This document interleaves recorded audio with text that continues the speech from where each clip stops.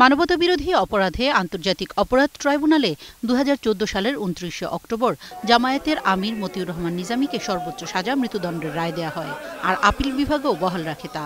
শীর্ষ এই যুদ্ধ অপরাধীর মৃত্যুদণ্ড বহালের ঘোষণায় আদালত চত্বরেই আনন্দ উল্লাস করেন উপস্থিত মুক্তিযোদ্ধারা। ফাঁসি দিল, ফাঁসি দিল, নিজামী ফাঁসি দিল।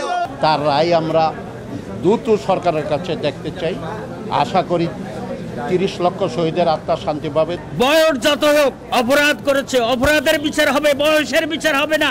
দীর্ঘ আইনি প্রক্রিয়ায় এই যুদ্ধাপরাধীর ফাঁসির সাজা বহাল রাখায় স্বস্তির কথা জানালেন সংশ্লিষ্ট আইন কর্মকর্তারা। আমরা যে আন্তরিকতার সাথে কাজ করে মাননীয় ট্রাইব্যুনাল থেকে ৮টি চার্জ আমরা প্রমাণ করতে সক্ষম হয়েছি। আলবদর আলসাম যারা নিয়েছে তার দায় দায়িত্ব তাকে নিতে হয়েছে, এই জন্য মৃত্যুদণ্ডগুলো বহাল থেকেছে।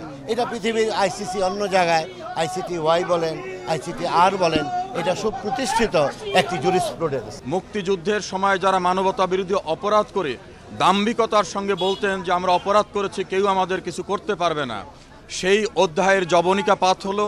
এদিকে নিজামীর রায়ে সন্তোষ প্রকাশ করে আনন্দ মিছিল করে গণজাগরণ মঞ্চ।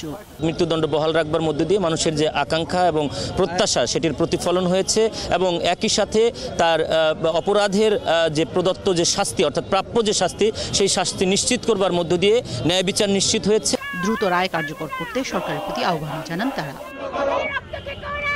তাপসী রাবেয়া, ২১ টেলিভিশন, ঢাকা।